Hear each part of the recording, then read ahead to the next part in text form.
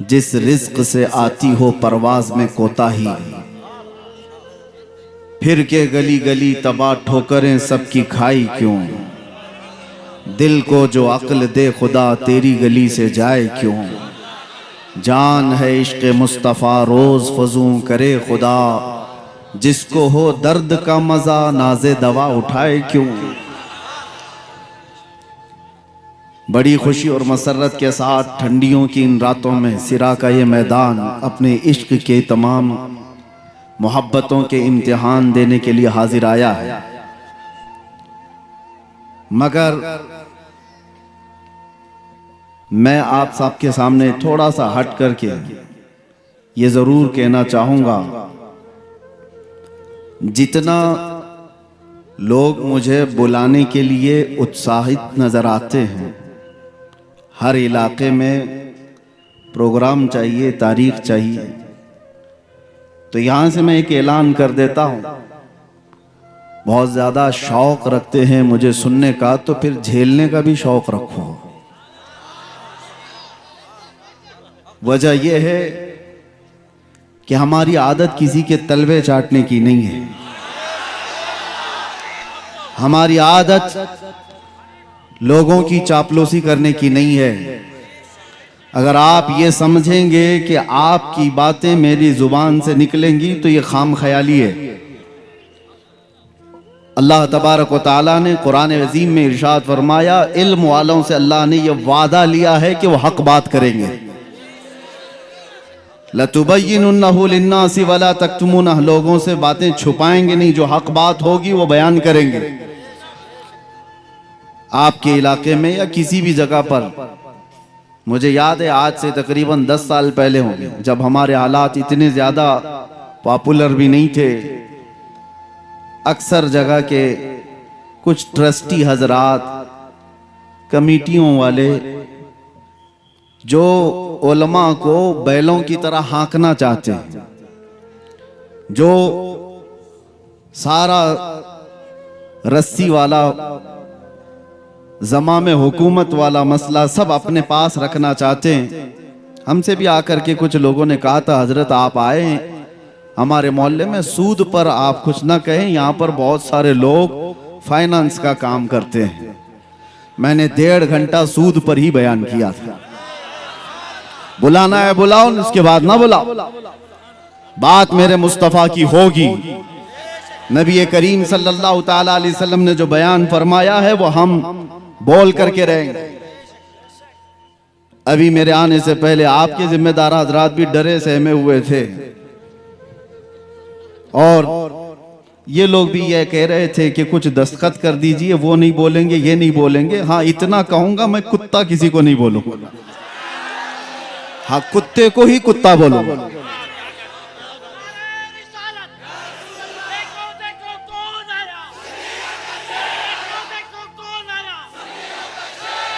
अरे मियाँ, डर इसी बात से लगता है, इस बात से डर लगता है। अगर कुत्ता बहुत ही बुरा होता तो बड़े लोग आज पालते क्यों उसको। मर्सिडीज में बैठ के जाता है, ऑडी में बैठ के घूमता है, इतना ही बुरा है तो वो टॉमी क्यों बना हुआ है। हाँ, फिर भी मैं सिरा वालों से कहता हूं, आपके यहां से मैं कुत्ता किसी को नहीं कहूंगा, लेकिन जो कुत्ता होगा उसको कुत्ता कहूंगा। इतना कहने की तो इजाजत है, हुकूमत से भी है, कानून से भी है, और आपके कमेटी वालों की इजाजत की जरूरत भी नहीं है। ये बात मैं इसलिए कह रहा हूं मेरे अजीजों, ये लतीफा नहीं है और मजाक नहीं है। मैंने जो गुफ्तगू शुरू किया, हालात ऐसे आ गए कि सबसे ज्यादा मैंने आज देखा है बुज़दिल लोग वो लोग हैं जो मुस्लिम नेता बने हुए हैं, लीडर बने हुए हैं। मेरी बात कड़वी लगेगी, लेकिन एक बात याद रखना, बुखार की दवा कड़वी होती है, निगल लो तो फायदा है, उगल दोगे तो ये बुखार चढ़ता चला जाएगा। जितना तुम्हारे अंदर चापलूसी और दूसरों की रजा हासिल करने की चाहत आई है, यह कौम को ले डूबती है, कौम को ले डूबती है। अगर अगर सियासत करना ना आता हो तो इस मैदान में आते क्यों हो? इस मैदान में क्यों आते हो? कौम की दलाली करने के लिए, इज्जत नफ्स बेच करके इस्लाम और मजहब इस्लाम का सौदा करने के लिए? मुझे तकलीफ उन्हीं लोगों से है। इसीलिए कहा गया है, मुझे बहुत जिम्मेदार लोगों ने कहा था कि आपकी इस कौम को कोई दूसरा बर्बाद नहीं कर सकता जब तक कि आपका ही आदमी बर्बाद ना करे। आपका आदमी जब तक ना तोड़े कोई दूसरी कौम आपको नहीं तोड़ सकती। एक बहुत बड़े ऑफिसर की बात मैं आपके सामने अर्ज कर रहा हूं, और कुरान में भी रब ताला फरमाता है, वलन यजअलल्लाहु लिल काफिरीना अलल मुमिनीना सबीला। अल्लाह तबारक व तआला हरगिज़ ईमान वालों पर काफिरों को गलबा नहीं देगा, इल्ला ये कि मगर ये कि मुसलमान ही गद्दार होगा, जमात की दलाली कर रहा होगा, बुज़दिली उसके अंदर आई होगी, वो कौम को बेचने की बातें कर रहा होगा, मुखबिरी कर रहा होगा। आज तो कितने लोग इसी पर अपना गुजर बसर कर रहे हैं, वो टिप्पर बने हुए हैं, मुखबिर बने हुए हैं, कितनों के घर इस पर चल रहे हैं।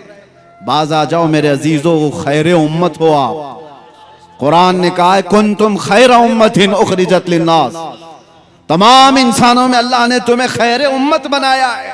तअमुरून बिल मारूफ व तनहौना अनिल मुनकर, तुम अच्छाइयों का हुक्म देने वाले हो, बुराइयों से रोकने वाले हो।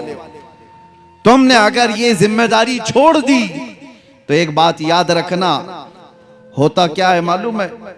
एक मशहूर शेर है, दीवार क्या गिरी मेरे खस्ता मकान की, दीवार क्या गिरी मेरे खस्ता मकान की, लोगों ने आने जाने का रास्ता बना लिया।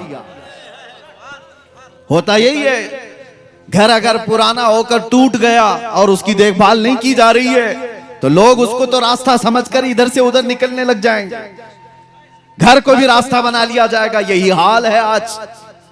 हमने मुस्तफा करीम सल्लल्लाहु ताला अलैहि वसल्लम की गुलामी से जो रूगर्दानी कर लिया, हक बयान करना उलमा ने छोड़ दिया है, तो हर कौम ने तुमको अपने निशाने पर उठा रखा है। वजह यही है कि आज हम हर एक के रास्ते पर क्यों आए हुए हैं? क्यों फुटबॉल की तरह से उछाला जाता है, खेला जाता है? वजह यह है कि तुमने अपनी असलियत को भूला दिया है। कुरान तुम्हारी असलियत क्या बता रहा है? तअमुरून बिल मारूफ व तनहौना अनिल मुनकर, तुम अच्छाइयों का हुक्म देने वाले हो, बुराइयों से रोकने वाले हो। कितने बच्चे ऐसे हैं इसमें जो अच्छाइयों का हुक्म देने का काम कर रहे हैं, बुराइयों से रोकने वाला काम कर रहे हैं। किसी को किसी की आज नहीं पड़ी। 24 घंटे बच्चा नशे में घूम रहा हो, पड़ोस में देखने वाले भी देखकर उसको हंस करके चले जाते हैं। एक बात याद रखना, मोहल्ले में एक जानी होता है तो पूरे मोहल्ले से बरकत उठ जाती है, पूरे मोहल्ले से। दूसरे इबादत गुजार भी होते होंगे। एक बात एक हदीस में है, जिब्राइल अमीन अलैहिस्सलाम को हुक्म हुआ था कि एक बस्ती को तबाह कर दो, ये बहुत नाफरमान है। अल्लाह का हुक्म आया, वो बस्ती को तबाह और बर्बाद करने का अजाब अल्लाह का आ गया। लेकिन उस बस्ती में एक नेक बंदा भी रहता था, और इतना नेक कि उसने कोई गुनाह नहीं किए थे। जब अजाब आया तो वो भी उस बस्ती में था। जिब्राइल अमीन ने पूछा, मौला उस तेरे नेक और आबिद बंदे का क्या करना, इबादत गुजार का? रब का जलाल था, फरमाया उसको भी अजाब में हिलाक करो। पूछने की हिम्मत नहीं हुई फरिश्ते की कि अल्लाह उसका क्या कसूर है। जमाने के बाद वो बस्ती तबाह बर्बाद हो गई, अजाब का शिकार हो गई। रब ताला की बारगाह में इस फरिश्ते ने पूछा, मौला उसका क्या कसूर? रब ताला ने फरमाया, वो बुराइयां अपनी आंखों से देखता था और किसी को कुछ कहता नहीं था, देखकर खामोश रहता था। तो बुराइयां देखकर खामोश रहने वाले का भी वही अंजाम है जो बुराई करने वाले का है। वो सपोर्टर है, वो खामोश ताउन कर रहा है। आज ये हालात ने हमें दीमक की तरह से गला रखा है मेरे अजीजों। सबसे पहले मैं उन लोगों की खबर लेना चाहता हूं जो उलमा को चलाना चाहते हैं, जो बड़े बड़े नेता हो कि पैसे वाले हो, जो कुछ भी हो आप, तुम्हारा माल तुम्हें मुबारक। रदीना किस्मतल जब्बारी फीना लना इल्मुन वलिल जुहाली मालुन। मौला अली करमल्लाहु वजहुल करीम ने फरमाया था, अल्लाह तबारक व तआला की इस तकसीम पर हम राजी हैं कि अल्लाह ने हमें इल्म दिया है, जाहिलों को माल दिया। हम इस तकसीम पर राजी हैं। अल्लाह तबारक व तआला का फजल करम व एहसान अजीम है। लेकिन मालदारों से, कमेटी वालों से, जिम्मेदारों से, मैं हर जगह के इलाके वालों से, जाहिर सी बात है हमारी बात फैलती है, सबसे कहता हूं होश के नाखून लो। आपको जिम्मेदार उलमा की गर्दन पर बैठने के लिए नहीं बनाया गया। उलमा की गर्दन पर बैठकर उनकी जुबानों पर अपने अल्फाज डालने के लिए नहीं बनाया गया है कि मौलाना ऐसा बोलो, मौलाना वैसा बोलो, मौलाना ऐसा बोलो, मौलाना वैसा बोलो, और उनके बारे में कुछ ना बोलो। और जो मौलाना ऐसा करता है, इमाम गजाली फरमाते हैं, वो उस मक्खी से ज्यादा गलीज है जो पखाने पे बैठती है। वजह यह है कि ये इल्म बेच रहा है और अपना दीन बेच रहा है माल की वजह से, मालदारों के रौब से। दोनों अजाब में गिरफ्तार होंगे। माल वाले, जितने भी मनसब वाले, आप खलीफा हारून रशीद से ज्यादा बढ़ करके तो नहीं होंगे। हारून रशीद उस खलीफा का नाम है जिसने एक जमाना ऐसी खिलाफत की है कि बड़ी बड़ी हुकूमतें उससे थरथराती थी। माल दौलत के खजाने बेहिसाब थे। अपने बेटों को, अमीन और मामून दो बेटे थे, जिस उस्ताद के पास पढ़ने के लिए रखा था वक्त का बादशाह इमाम खलील कूफी, वो पढ़ाते थे बच्चों को, बादशाह के बेटे को पढ़ाकर चले जाते थे। एक दिन बादशाह ने देखा दूर से, वो वजू कर रहे थे और बादशाह का बेटा पानी लेकर के उस्ताद को वजू के लिए मदद कर रहा था। जाहिर से बात है, एक बादशाह का बेटा एक मौलवी को वजू करा रहा है, बहुत बड़े बादशाह का बेटा। थोड़ी देर के बाद अपने बेटे को बुलाया। जब उस्ताद चले गए, एक थप्पड़ मारा अपने बेटे को। कहा क्या कर रहा था? हो सकता है आज के मालदार लोग इसलिए थप्पड़ मारे कि वो मौलवी हमारे औकात के बराबर नहीं है, तू उसकी क्या खिदमत कर रहा है। लेकिन बादशाह ने थप्पड़ क्यों मारा था? बेटे से पूछा क्या कर रहा था? कहा उस्ताद की खिदमत कर रहा था, वजू का पानी दे रहा था। और थप्पड़ लगाया और कहा खिदमत का यह तरीका नहीं होता। एक भाई पानी डाल रहा होता और दूसरा भाई पांव धो रहा होता, यह खिदमत का तरीका होता। तुम दूर से पानी कैसे दे रहे? उन बादशाहों ने भी अपने बेटों को यह सिखाया था कि उलमा की जूतियों के पास बैठो, यही अदब है, ना ये कि उन पर अपनी मर्जी चलाओ। दीन का निजाम यहीं से तो बिगड़ रहा है। मिंबरों पर जो आवाजें उठती थी, हक की आवाजें, उन्हें कौन दबा रहा है? आज हम आजाद मुल्क में जी रहे हैं और अल्हम्दुलिल्लाह मुझे फख्र है जितनी आजादी के साथ हम बोलते हैं। हक बात का ऐलान करने में जब कोई पाबंदी नहीं है, तो ये कौन लोग हैं जो माल वाले, पैसे वाले, जो उलमा को अपनी मर्जी के मुताबिक बुलवाना चाहते हैं? हाँ, हालात से आप बाखबर कर सकते हैं उलमा को, हालात इस तरह के चल रहे हैं। और एक नब्बाज आलिम वो खुद समझ जाए कि उसे क्या बोलना है। कल्लिमुन्नास अला क़द्रि उक़ूली, लोगों की अक्ल और जमाने के हालात के एतबार से वो गुफ्तगू करे। लेकिन यहां हालात बहुत अलग चले हैं। ये जो कौम रात भर जलसे करती है, यहाँ के तो चले, हम साउथ में हैं, अभी अच्छे खासे जलसे हो करके चले जाते हैं। शुमाल हिंद में हमने देखा है रात 5 बजे तक जलसा चलाने वाले, कई शायरों को, कई बड़े बड़े मुकर्रिरीन को लाने वाले, और पता नहीं कितने कितने पैसे खर्चा करने वाले। वो अपने मस्जिद के, मोहल्ले के मुअज्जिन को और इमाम को 5000 देने को भी तैयार नहीं। उन उलमा को उसी तरह से रखा गया है। और फिर कहते हैं कि कौम के अंदर बदहाली है, कौम के अंदर ज़बूहाली का शिकार हो चुकी है, ये कौम अखलाक में गिरी हुई है।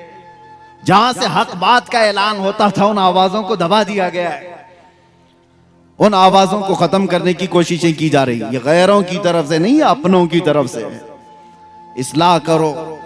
और एक बात मैं आपको बता दूं, बुजुर्गों ने फरमाया है कि माल की चर्बी जब किसी को चढ़ती है तो सबसे पहले वो दीन का मजाक उड़ाने लग जाता है, और वही फिरौन के साथ क़यामत के दिन उठाया भी जाएगा। माल आने के बाद बहुत बड़ा इम्तिहान है, हकीर मत समझो उलमा को। या दीन की बात करने वालों को। न पूछ इन खिरका पोशों को, इरादत हो तो देख इनको, यदे बैजा लिए बैठे हैं अपनी आस्तीनों में। ये उलमा ही थे जिन्होंने इनकलाब पैदा किए हैं, इंसान बनाए, लोगों के मिजाज को संवारा है। बिगड़ते हुए हालात में कौन लोग थे? इश्क रसूल की बातें करने वाले, कुरान के पैगामात को फैलाने वाले, ये वो मुख्तसर सी जमात थी। इस हिंदुस्तान की आजादी में आपको पता है 1857 के गदर में 30,000 उलमाए किराम को दिल्ली से लेकर कश्मीर तक हर झाड़ी पर लटका दिया गया था। फांसी पर लटकने वाले, अंडमान निकोबार काला पानी की सजा काटने वाले, ये उलमाए ज़वील एहतराम थे और वो हक बोलने वाले थे।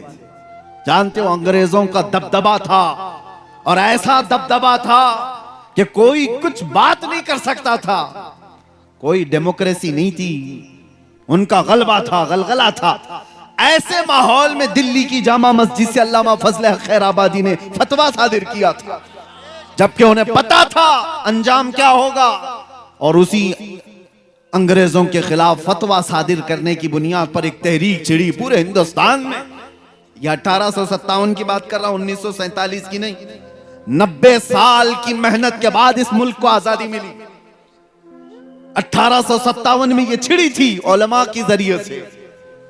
उलमाए ज़वील एहतराम ने जब अंग्रेजों के खिलाफ यह फतवा दिया था और कौम के अंदर बेदारी लाई थी, उसकी सजा उनको क्या दी गई है पता है? अल्लामा फजल हक खैराबादी आम आलिम की बात नहीं है, आला हजरत भी जिनका अदब किया करते थे, वो फजल हक खैराबादी काला पानी की सजा काटते काटते जेल में इंतकाल कर गए। आज भी उनका मजार अंडमान निकोबार में है। किस चीज की उनको सजा दी गई थी? हक बोलने की। और उनको सजा दे दी गई तो क्या दूसरा डर करके खामोश हो गया?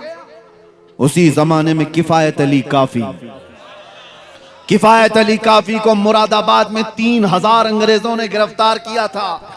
8 दिन तक उनके जिस्म पर इस्त्री चलाते थे, गरम इस्त्री, और जब चमड़ी जलती थी तो उस पर नमक छिड़कते थे। 8 दिन तक उस आलिम बाअमल ने मुसीबतें बर्दाश्त की। 8 दिन के बाद अंग्रेजों ने फिर से कहा, बाज आ जाओ अपनी बातों से, जो कौम को तुम उठाते हो इससे बाज आ जाओ, हम मनसब दे देंगे, अपनी हुकूमत में कोई ओहदा दे देंगे। किफायत अली काफी ने कहा था, मेरा दीन इतना सस्ता नहीं है कि तुम्हारे टुकड़ों पर मैं बेच दूं। इस पादाश में किफायत अली काफी को मुरादाबाद के चौराहे पर खड़ा करके फांसी पर लटका दिया गया था। फांसी पर लटकाना ये सुनने में आसान लग रहा होगा। मजमा जमा था एक ऐसे आलिम दीन को जिसके हजारों लोग सुनने वाले थे। अंग्रेजों ने गिरफ्तार करके फांसी पर, सूली पर चढ़ाना चाहा। रिवायात पढ़ करके देखो मेरे अजीजों, रोंगटे खड़े हो जाते हैं। मैंने पढ़ा है, अरे फांसी पर जाने वाले की हालत क्या होनी चाहिए? जिस्म के अंदर थरथराहट हो, चेहरा पीला पड़ गया उन्हें। किफायत अली काफी को देखते हुए लोगों ने कहा, न माथे पे शिकन है और न जिस्म पर कोई हरकत है। मुस्कुराता हुआ वो फंदे की तरफ जा रहा है, इसलिए कि उसे पता है कसूर कुछ नहीं है, मेरा कसूर कुछ नहीं है। वो फंदे की तरफ जा रहा है। फांसी तो बहुत सारे लोगों को दी जाती है, आज भी दी जाती है दुनिया में। उनसे भी आखिरी ख्वाहिशें पूछी जाती हैं, और फांसी पर चढ़ने वाला आखिरी ख्वाहिश कुछ भी बताता है कि मुझे कुछ बिरयानी खाना है, चाय पीना है, बीवी बच्चों से मिलना है, आखिरी बार माँ को देखना है, औलाद को नसीहत करना है। आखिरी ख्वाहिशें होती हैं। उस आलिम बरहक किफायत अली काफी से अंग्रेजों ने पूछा था, हम अपने उसूल के मुताबिक पूछते हैं, कोई आखिरी ख्वाहिश? उस मर्द कलंदर ने कहा था, एक ही ख्वाहिश है कि लटकने से पहले एक बार नाते मुस्तफा पढ़ दूं। फिर कहा था, कोई गुल बाकी रहेगा ना चमन रह जाएगा, पर रसूलुल्लाह का दीने हसन रह जाएगा। सब फना हो जाएंगे काफी वो, लेकिन हश्र तक नाम हजरत का जुबानों पर चलन रह जाएगा।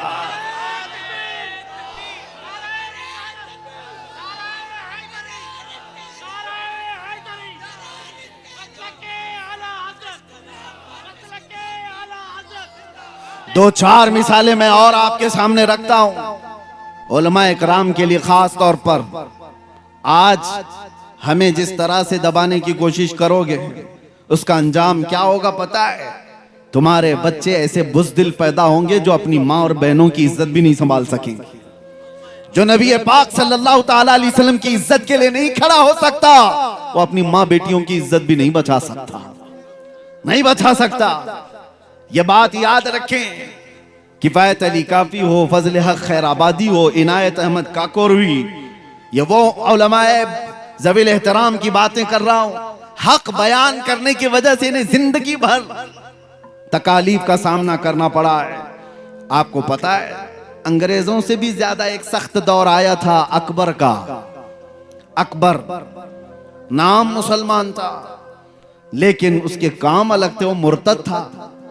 पूरा एक नया दीन ला करके पूरे दीन को खत्म करने की बात कर रहा था। हिंदुस्तान अखंड भारत का राजा, इस वाले भारत का नहीं, अखंड भारत का। उस वक्त हिंदुस्तान की सीमाएं और भी ज्यादा थी। इतना पावरफुल बादशाह जब दीन इलाही का ऐलान करता है, तो उस वक्त एक मर्द कलंदर अहमद फारूकी मुजद्दिद अल्फसानी की शक्ल में खड़ा होता है। कहता है, नहीं बादशाह, तेरे घर का दीन नहीं, आमिना के लाल का दीन चलेगा। मस्जिदों से वही आवाज होगी, हमारे बच्चों के जुबानों से वही आवाजें होंगी जो मुस्तफा करीम सल्लल्लाहु ताला अलैहि वसल्लम की तालीमात थी। उन्हें पता था कि एक बड़े डिक्टेटर से मुकाबला करने का अंजाम क्या होता है। बड़े डिक्टेटर के सामने जब भी कोई खड़ा होता है तो उसे जेल देखना पड़ता है। जेल में डाल दिया गया, ग्वालियर की जेल में 8 साल तक ऐसे कैद में रखा गया था कि कोई मुड़ के भी नहीं देखता था। अकबर तो मर गया, उसका बेटा तख्त पर आया। जेल का एक कासिद आकर के कहता है, बादशाह सलामत, जेल का हाल कुछ और ही हो गया है। उसने पूछा, हुआ क्या है? 8 साल पहले आपके बाप ने एक मौलाना को कैद कर दिया था, उसने 700 कैदियों को आलिम बना दिया है। चोर उचक्के डकैत सब थे वहां पर, लेकिन उसने तो माहौल ऐसा बना दिया है। सुबह दरसे कुरान है, दोपहर में दरसे हदीस है, शाम को जमात की नमाजें हैं। माहौल तो ऐसा लगता है जैसे गुंबद खजरा की छांव में बैठे हो। हक बोलने वालों के लिए न कोई मैदान होता है मेरे अजीजों, न कोई जगह उन्हें रोक पाती है। ये मिसालें इसलिए अर्ज कर रहा हूं ताकि आप इनको पढ़ो और अपनी जुबान को संभाल कर रखो। अल्लाह ने तुमसे वादा लिया है कि हक बयान करोगे, हक बयान करोगे, कोई चीज छुपाओगे नहीं। और कोई रूठता है तो रूठे, ऐसे रूठने से हमारा कुछ बिगड़ता भी नहीं। ये दुनिया न तुम्हें सजा देने वाली है न जजा देने वाली है। मौत के बाद सिर्फ और सिर्फ सजा और जजा का मालिक रब्बुल आलमीन है। ज्यादा से ज्यादा दुनिया ही में परेशान होकर सकता है कोई भी, उसके बाद किसी की कुछ नहीं चलती, कुछ नहीं। रूह निकलने के बाद बड़े बड़े शोरमा, बड़े बड़े ताकतवर अपने हाथ से अपना रेंट भी साफ नहीं कर पाते। उनके जिस्मों से रूह निकलने के बाद गलाजतें निकल रही होती हैं, मुंह से, नाक से, कान से। अरे वो मुर्दा अपना हाथ उठा करके अपनी गलाजत नहीं साफ कर सकता, वो किसी और को सजा और जजा क्या दे सकता। याद रखो, जो कुछ भी होगा ये छोटी सी दुनिया में, जिसको छोड़कर सबको जाना है, सब यहां से जाने वाले हैं। तो फिर एक बात याद रखो, मैं आखिर में कहूंगा ये उलमा की मिसाल दे करके, यही एक और नाम आपके सामने पेश करता हूं। लामा फजल हक खैराबादी को सुना, किफायत अली काफी को सुना, मुजद्दिद अल्फसानी अहमद फारूकी सरहिंदी को सुना। एक नाम आता ऐसे ही मर्द हक की आवाज बुलंद करने वाले इमाम अहमद बिन हंबल का, जिन्हें 5 लाख हदीसें याद थी। रसूलुल्लाह सल्लल्लाहु अलैहि वसल्लम की 5 लाख हदीसें याद थी। लेकिन जानते हो मसला आ गया था एक बादशाह वक्त का, उसने गलत एक फिरके को प्रमोट करने के लिए गलत मसले का प्रचार शुरू किया था। इस आलिम बरहक ने उसके खिलाफ फतवा दिया, कहा नहीं शरीयत वो नहीं है, शरीयत वो नहीं है, खल्क़े कुरान का मसला था। तो इमाम अहमद बिन हंबल ने कहा मसला बादशाह का नहीं चलेगा, ताजदार मदीना का होगा। इस पादाश में जानते हो इमाम अहमद बिन हंबल का इल्म नहीं देखा गया, उनका तकवा नहीं देखा गया, उनको हदीसें कितनी यादें ये नहीं देखा गया। बगदाद के बाजार में लाकर उनको नंगी पीठ पर कोड़े मारे गए थे। एक बार नहीं, 2 बार नहीं, 3 बार पीठ की हड्डी उनकी दिखने लग गई।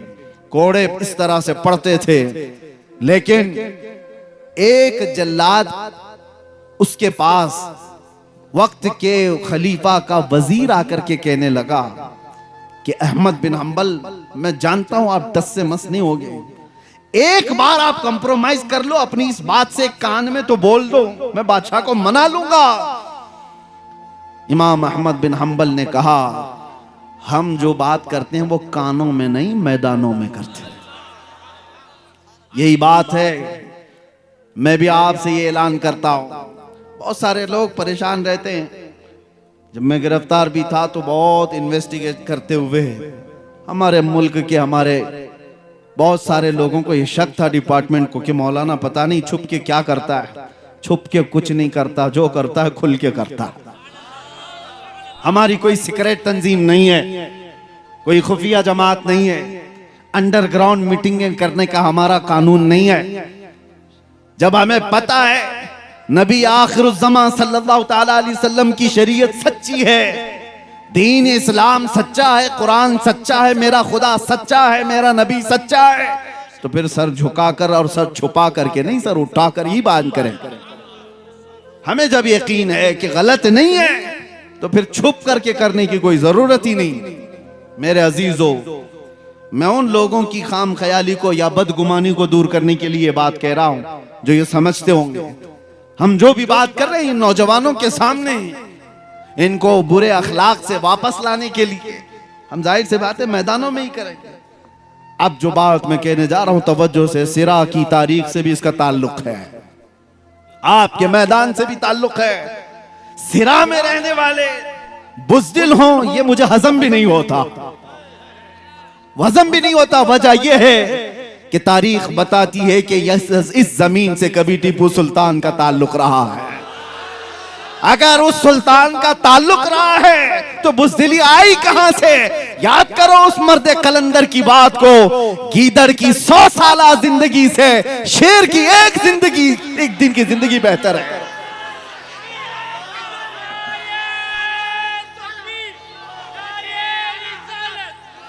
गीदड़ की 100 साला जिंदगी से शेर की एक दिन की जिंदगी बेहतर है। जीना है तो हक बात करके जियो, जब मरकर दुनिया से जाना ही है तो चापलूसी करके मत जियो। याद रखना, तलवे चाटने वालों की तारीख नहीं लिखी जाती, बातिल से टकराने वालों की तारीख लिखी जाती है। आप अल्लाह तबारक व तआला ने खैर उम्मत बनाया है तो उलमा के लिए मैंने ये बात कही, किसी के दबाव में आकर के अपने दीन को दबाने की जरूरत नहीं। जो हक बात है वो हक बात का ऐलान करो। अगर कोई जुआरी है तो उसको नसीहत करो, कोई शराबी है तो उसको नसीहत करो। ये मत देखो कि वो कितना पावरफुल है, कितना बड़ा सरदार है, कितने पैसे वाला है। ये मत देखो मस्जिद का सदर बड्डी का धंधा करता है इसलिए जुम्मा में कभी मैं बड्डी पे बयान नहीं करूंगा, सूद पे बयान नहीं करूंगा। अरे ठोकर मारो, ज्यादा से ज्यादा सदर क्या करेगा? नौकरी से निकालेगा। इमाम साहब जाओ, इमाम साहब से मैं कहता हूं ये एक दरवाजा बंद कर सकता है, मेरा रहमान 70 दरवाजे और खोलेगा। हक बात के लिए, अपनी रोजी और अपनी रोटी के लिए किसी के तलवे छाटने की जरूरत नहीं। अल्लाह रज़्ज़ाक़ हकीकी है। दुनिया में थोड़ी सी तकलीफें आ सकती हैं लेकिन मेरे अजीजों बुज़दिलों की तरह जी करके यहां से जाओगे तो हमेशा बदनाम रहोगे, हमेशा बदनाम, दुनिया में भी और आखिरत में अल्लाह के यहां पकड़ होगी। और कौम से अब मैं कहता हूं, आप भी, मुझे ये बड़ा दुख होता है। आज ही अपने कुछ हजरात ने मुझसे ये कहा, इमाम साहब जब मोहल्ले में कोई बुराई देखते हैं तो उसको बयान कर डालते हैं। आधा मोहल्ला तो उनका मुखालिफ हो बैठा है कि कमेटी बदलेगी तो सबसे पहले मौलाना को निकालेंगे। क्यों निकालेंगे? इसलिए कि वो तुमको कहता है। मियां अगर कोई डॉक्टर तुमसे कहे कि तुझे सर्दी हो गई, तुझे बुखार हो गया, तेरे पेट में गैस हो गई, तो क्या डॉक्टर को थप्पड़ मारोगे? डॉक्टर से क्या कहोगे? हाँ ठीक है साहब, हुई तो है बीमारी, इलाज आप कर दो। यही बात एक आलिम दीन से क्यों नहीं कहते? अगर वो कहे कि तेरे अंदर ये बुराई है तो आप ये ना कहें कि मौलाना ये गलत है, मैं दूसरे मौलाना को पकड़ूंगा। ये कौम ने खेल रचा रखा है, तलाक दे दिया बीवी को और ढूंढ रहा है कोई हलाल करने वाला मौलाना मिले, कोई ऐसा मौलाना मिले, पैसे लेकर के घूम रहा है, लिफाफे लेकर। मुफ्ती साहब ने कह दिया नहीं तलाक हो ही गई है, तो कहा ये पूरे मुफ्ती नहीं, दूसरे को ढूंढता हूं, दूसरी जमात के भी ऐसे कुछ मौजूद होंगे। अब तो कुत्ता कह सकता हूं, हड्डियों पर पलने वाला, जो किसी के माल पर अपना मसला बदलता हो। मेरे अजीजों, कौम ऐसों को ढूंढ रही होती है कि वहां जाए तो हमारा मसला हल हो जाए, हमें हलाल करके दे देंगे। तुम पूरी शरीयत को अपने पैसों से खरीदने की बात कर रहे हो, मेरे मुस्तफा की शरीयत को माल से बदलने की बात कर रहे हो। आगाह हो जाओ मेरे अजीजों, अल्लाह का अजाब करीब है और मौत के बाद क्या हिसाब दोगे? अगर तुम्हारे पास बात आ गई कि तुमने गलत किया है, सर झुका लो। आपको पता है बारगाह मुस्तफा सल्लल्लाहु तआला अलैहि वसल्लम में एक साहबी ऐसे आए, रो रहे थे। पूछा गया था क्या हुआ इनको? कहा उन्होंने कि मुझसे गलती हो गई, गुनाह हो गया, जिना हो गया। कौन बयान करेगा आज ये चीज? हुजूर ने अपना चेहरा फेर लिया, कहा जाओ तुम। वो गिर गए, कहा अगर आपने पाक नहीं किया तो फिर मैं किसके पास जाऊंगा? या रसूल अल्लाह, तुझसे जो मुंह छुपाऊं तो करूं किसके सामने? मेरे आका ने खड़ा करके पूछा, होश में बोल रहे हो? नशे में तो नहीं, गुस्से में या मदहोशी में तो नहीं? उन्होंने 3 बार इकरार किया। हुजूर ने पूछा तुम्हें पता है इसकी सजा क्या है? पत्थरों से मार करके सजा हिलाक कर दिया जाएगा, रजम, जिना पर इस्लाम में बड़ी सजा है। उन्होंने कहा हाँ मुझे पता है, फिर भी मैं कह रहा हूं। हुजूर ने हुक्म भी दिया सहाबा को, ले जाओ इनको रजम करो। इकरार जुर्म किया है। सहाबा लेकर के भी गए जबल अनम पहाड़ी के पास और उनको पत्थरों से हिलाक भी कर दिया गया। वो इंतकाल कर गए। मेरे अजीजों, ये वो लोग थे जो अपनी आखिरत से डरते थे। उन्हें पता था इस्लाम दुनिया में ज्यादा से ज्यादा मौत तक की सजा हो जाएगी, लेकिन आखिरत की सजा कौन बर्दाश्त करेगा? वहां तो मौत है ही नहीं, वहां मौत है ही नहीं आखिरत में। जिसको सजा दी जाएगी वो कंटिन्यू हो जाएगी, इसलिए आखिरत की सजा से डरते थे। और जब कभी उनको कोई उनकी कमी बताता था तो फौरन तौबा कर लेते थे। आज हमें भी चाहिए मेरे अजीजों, कौम से मैं कह रहा हूं, अगर उलमा तुम्हारी किसी चीज की तरफ इशारा करें, खास तौर पर बड़ी बुराइयों में मुब्तला लोग, तो नाक भौं सकेड़ने की जरूरत नहीं, सर झुका लो। मेरा दीन यही है जो तुम्हें पाक और साफ करके अल्लाह की बारगाह में लाना चाहता है। जितने नौजवानों को उनके बुरे करतूत पर बयान किया जाता है तो वो विफल जाते हैं। मौलाना लोगों का धंधा ही है, इनका काम ही है। उन्होंने क्या तुम्हारा जीना, तुम्हारा मरना सब कुछ खरीद रखा है? कुछ नहीं है। बस उम्मत मुस्तफा होने का हमारा और आपका एक मुश्तरका दर्द है। आज उसी दर्द के साथ मैं आता हूं बयान करने के लिए। कई जगहों पर जिस इलाके में गया, लोगों ने कहा मुसलमानों के मोहल्ले में नशा बहुत ज्यादा हो गया है, बेचते भी यही हैं, करते भी यही हैं, पीते भी यही हैं, पिलाते भी यही हैं। उन हाथों में नशा आ गया जिन हाथों में मेरे मुस्तफा ने कुरान पकड़ाया था। उन हाथों में आज नशा आया है जिन हाथों ने कैसर और किसरा को घुटने टेकने पर मजबूर कर दिया था। आज ये कौम इस कदर तितर बितर कैसी हो गई? मुझे दर्द इस बात का होता है कि नबी आखिरुज़्ज़मान सल्लल्लाहु अलैहि वसल्लम का हाल ये था। हुजूर फरमाते मेरे उम्मतियों, तुम्हारे तलवों में कांटा भी चुभे तो उसका दर्द मुझे होता है। जिस रसूल को उम्मतियों का दर्द है, तो जो उम्मती अपने आप को नशे में बर्बाद कर रहा हो, वो अपने नबी को कितनी ईजा दे रहा है, कितनी तकलीफें दे रहा है। लोग तुम्हें नहीं कोसते, तुम्हें देख करके मेरे आका सल्लल्लाहु ताला अलैहि वसल्लम तक अगर किसी की उंगली उठ गई तो तुमसे ज्यादा बदनसीब कौन हो सकता है? अगर किसी ने कहा मोहम्मद के गुलाम ऐसे हैं, तो उसने तो नबी से जोड़ करके कहा अपने आप को इतना बना लो कि मेरे नबी पाक सल्लल्लाहु ताला अलैहि वसल्लम तक किसी की उंगली जाने ना पाए। आज जो ये गुस्ताखियों का माहौल बढ़ गया, उसकी वजह यही है जो मैंने शुरू में कहा, दीवार क्या गिरी मेरे खस्ता मकान की। ये कौम के अंदर जो बदहाली आई, हर किसी ने हम पर गुजरना शुरू कर दिया है। हर कोई कभी दीन पर, कभी कुरान पर, कभी नबी पाक पर, कभी खुदा पर। बातें अब कलमे तक आ गई, बातें अब अजानों तक आ गई। ये सारी चीजें आई क्यों? तुमने आने दिया है, तुम्हारे अमाल ने, तुम्हारे अखलाक ने। उठो वो गर न हश्र न होगा फिर कभी, दौड़ो के जमाना चाल अपनी चल गया। कुव्वत इश्क से हर पस्त को बाला कर दो, दहर में नामे मोहम्मद से उजाला कर दो। ये सब हालात अपनी जगह पर, लेकिन मैं मायूस करने के लिए नहीं जाता किसी भी जगह। तौबा कर लो तो हमारा बिखरा हुआ सारा का सारा वापस आ जाएगा। हमारी खोई हुई ताकत, हमारी इज्जत वो पलट आएगी। ज्यादा दूर नहीं है, अभी सवेरा है, पलट आओ। अल्लाह ने जिंदगियां दे रखी हैं, अभी मरने से पहले जो बंदा तौबा करके संवर गया, उसके लिए कुरान का वादा है, वला तहीनु वला तहज़नु व अंतुमुल अअलाउन इन कुंतुम मुमिनीन। घबराओ मत, परेशान मत हो, तुम सबसे ज्यादा बुलंदी पर रहोगे। शर्त यह है कि मेरे नबी के गुलाम बन जाओ। ईमान वाला उसी को कहते हैं जो सारी कायनात से ज्यादा अपने नबी से मोहब्बत करे। वो ईमान वालों की कामयाबी का दावा कुरान कहता है, कद अफ़लहल मुमिनून। ईमान वाले कामयाब हो चुके, होंगे नहीं, हो चुके। लेकिन ईमान वाला बन करके तो दिखाए कोई, बने कोई ईमान वाला। मेरे अजीजों, सिर्फ उस एक दौलत की जरूरत है जो चीज अब हमारे पास आखिरी बची हुई। अभी हमारे पास बचा क्या है पता है? इक्तिदार, सियासत, ताकत, हुकूमत, माल, असबाब सब चले गए, खत्म हो गए। वो किस्से पारी ना है, पुराने जमाने के किस्से जो कहा करते थे हमारा बाप बादशाह था, अब तुम क्या हो। हमारे पास कुछ नहीं रहा, सब लुट गया है। इज्जतें तक चली गई, हमारी माँ और बच्चियों को भी लोगों ने नंगा कर दिया है।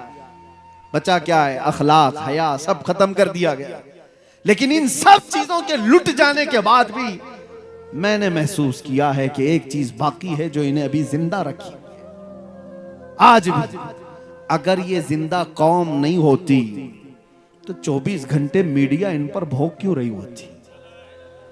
क्यों निशाने पर रखी हुई है? कुछ बात तो है ना, कोई बात तो है जो तुम्हें जिंदा रखी है दूसरी कौमों के नजर में। वो कौन सी बात है? वो तुम्हारे चेहरे, तुम्हारी टोपियां, तुम्हारे कपड़े नहीं, तुम्हारे अंदर इश्क रसूल की जो आखिरी लौ बाकी है, ये तुम्हें जिंदा रखी हुई है।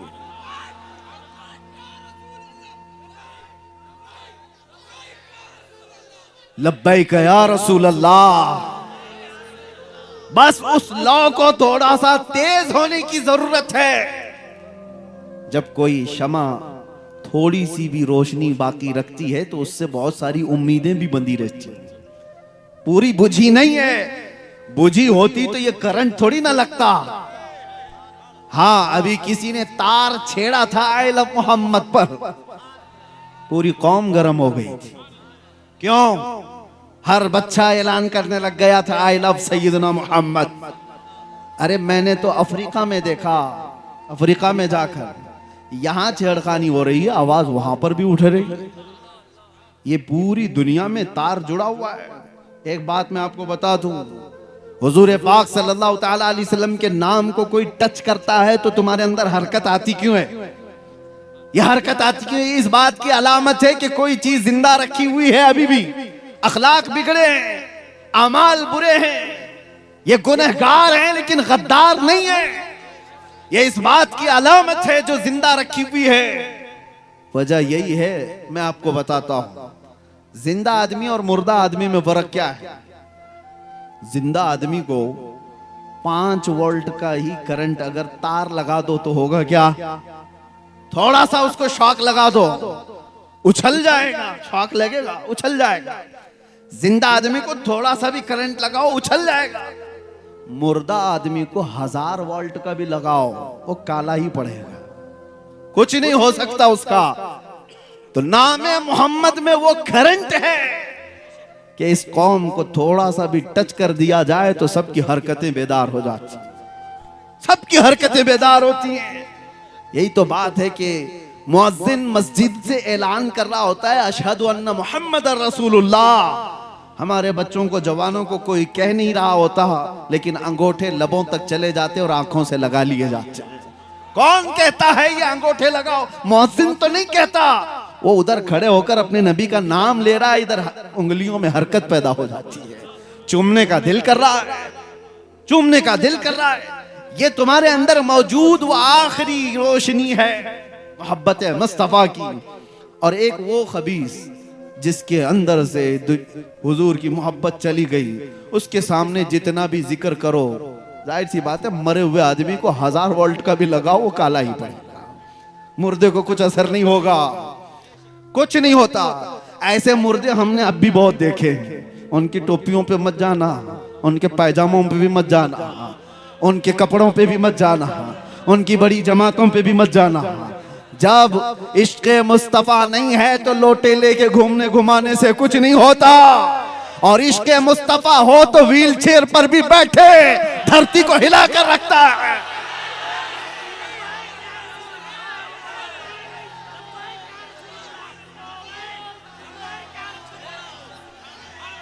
जिंदगी ये नहीं किसी की किसी के लिए, जिंदगी है नबी की नबी के लिए। ना समझ मरते हैं जिंदगी के लिए, अरे जीना मरना है सब कुछ नबी के लिए। और जो उनका हो गया, जो उनका हो गया वो कायनात का आका हो गया। आज मुझे पता है हजारों दिलों को अल्लाह ने हमारी तरफ जो माइल किया है, मैं जानता हूं, मैं हर बार ये जुमला कहता हूं, ये हमारे बाप दादाओं के किस्से बयान करने की वजह से कौम के दिल हमारी तरफ नहीं आए। एक ही चीज है, उनकी बात करो हर दिल पे राज करो, उनकी बात करो हर दिल पे राज करो। हुजूर पाक सल्लल्लाहु ताला अलैहि वसल्लम की मोहब्बत अगर निकल गई है तो फिर वो चलता फिरता मुर्दा है, वो चलता फिरता मुर्दा है। अब नामे मोहम्मद से, इश्क मुस्तफा से, मोहब्बत मुस्तफा के बयान से कुछ नहीं होने वाला उसका। इसीलिए ईमान की इस आखिरी लौ की हिफाजत करो, इस आखिरी लौ की हिफाजत करो। आला हजरत ने 100 साल पहले हमें ये नसीहत करके सुनाया था, सुना जंगल रात अंधेरी, छाई बदली काली है, सोने वालों जागते रहियो, चोरों की रखवाली है, चोरों की हर जगह चोरों की रखवाली है, चोरों की रखवाली है। और आला हजरत ये फरमाते हैं आंख से काजल साफ चुरा ले, या वो चोर बला के हैं। आंख से काजल चुराना समझते हो? आंख से काजल कैसे चुराया जा सकता है? कभी किसी चोर को देखा कि काजल चुराता है कोई?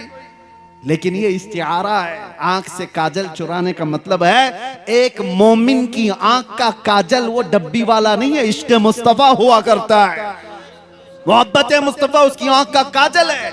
और ये चुराने वाले चोर मौजूद हैं, आंख से काजल साफ चुरा लें, या वो चोर बला के हैं। अरे तेरी गठरी ताकी है और तूने नींद निकाली है, सारे लोग तेरी गठरी देख रहे हैं।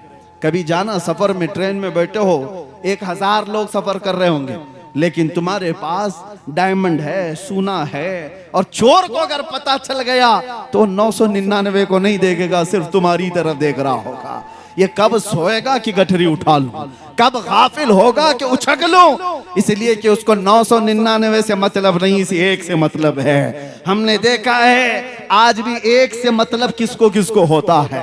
आज भी बड़े बड़े लोग हैं, घूम रहे हैं, फिर रहे हैं, बोल रहे हैं, उनसे किसी को मतलब नहीं। एक ऐसे से मतलब है जिसके पास गठरी है, जिसके पास इश्क़ मुस्तफा की दौलत है। दुनिया उसकी तरफ नजर जमाए बैठी है कि इधर गाफिल हो तो इसको तोड़ दें, इसको मार दें और इसका इश्क छीन लें। एक बात 100 साल पहले अंग्रेज कह करके गए थे इस जमीन से, ये फाका कश मौत से डरता नहीं जरा, रूहे मोहम्मदी इसके बदन से निकाल दो। ये कह करके गए थे, ये मौत से भी डरता नहीं, भूखा प्यासा रहता है। इसके अंदर जो जिंदगी बाकी रखी हुई चीज है वो रूह मोहम्मदी है। मोहम्मद अरबी के लिए मर जाता है, लड़ जाता है। इसीलिए हमने ये कहा था, या रसूल अल्लाह तेरे इश्क की बदौलत मुझे जिंदगी मिली है, मेरी बात बन गई है तेरी बात करते करते, है जो जिंदगानी बाकी ये इरादा कर लिया है जो जिंदगानी बाकी, ये इरादा कर लिया है तेरे मुनकिरों से आका मैं मरूंगा लड़ते लड़ते। आप भी इस बात पर आ जाओ, अल्लाह जिंदगी अता करेगा, वो जिंदगी अता करेगा कि हजारों तुम्हारी तरफ देखने को फख्र महसूस करेंगे, तुम्हारा चलना फिरना भी नेमत बन जाए, तुम्हारा रहना भी बाइसे बरकत बन जाए। वो जिंदगी न जियो जिसके मरने के बाद भी जाने वाले कहें धरती का बोझ चला गया, गुनाहों का अड्डा खत्म हो गया। ऐसी जिंदगी गुजार करके जाओ कि तुम्हारे यहाँ जाने के बाद दुनिया ये कहे कि वो चलता था तो मदीने की खुशबुएं फैलाता था, मेरे मुस्तफ़ा की बातें करता था, इश्क में डूबा हुआ था, उसके चेहरे पर मुस्तफ़ा की सुन्नतों के आसार थे। वरना जनाजे बहुत सारे उठ करके चले गए। उन जनाजों के जाने के बाद हमने देखा है कब्रस्तानों में तख्तियां भी बुझ गईं, लोग दफन होकर खत्म हो गए, तारीखें मिट गईं।